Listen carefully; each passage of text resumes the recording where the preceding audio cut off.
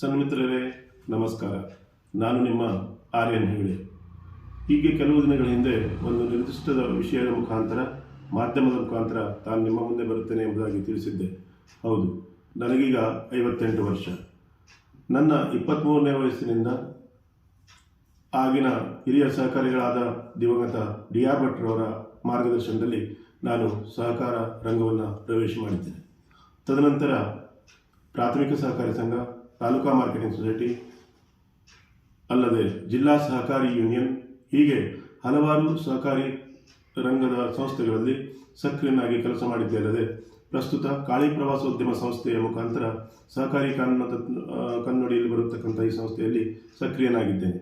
ಹೀಗೆ ಸುಮಾರು 35 ವರ್ಷಗಳಿಂದ ನಿರಂತರ ಸಹಕಾರಿ ಕ್ಷೇತ್ರದಲ್ಲಿ ಇರ್ತಕ್ಕಂಥ ನಾನು ಗಮನಿಸಿದಂತಹ ಒಂದು ನಿರ್ದಿಷ್ಟವಾದಂತಹ ವಿಷಯ ಅಂದರೆ ಸಹಕಾರಿ ಕಾನೂನಿನ ತಿಳುವಳಿಕೆ.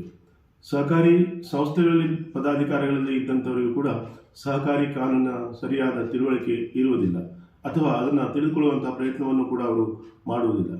ಹಾಗಾಗಿ ನಾನು ನಿರಂತರವಾಗಿ ಇನ್ನು ಮುಂದೆ ಪ್ರತಿ ರವಿವಾರ ಗೋಧೂಳಿ ಸಮಯದ ಹೊತ್ತಿಗೆ ಸಹಕಾರಿ ಕಾನೂನಾತ್ಮಕ ವಿಷಯವನ್ನು ಮತ್ತು ನನ್ನ ಸಹಕಾರಿ ಕ್ಷೇತ್ರದ ಅನುಭವಗಳನ್ನು ತಮ್ಮ ಮುಂದೆ ತೆರೆದಿಡಲಿಕ್ಕಿದ್ದೇನೆ.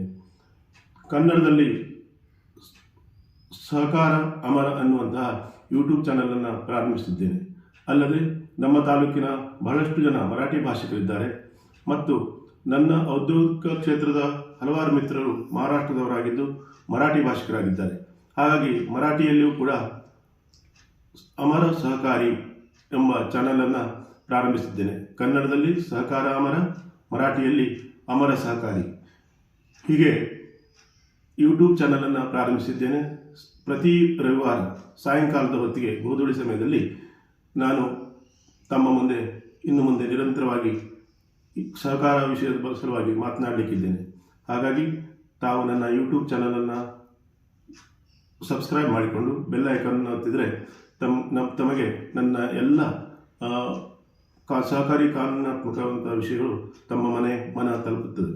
ಹಾಗಾಗಿ ತಾವು ತಮ್ಮ ನಿರಂತರ ಸಲಹೆ ಪ್ರೋತ್ಸಾಹಗಳನ್ನು ನೀಡ್ತಾ ಇರಬೇಕು.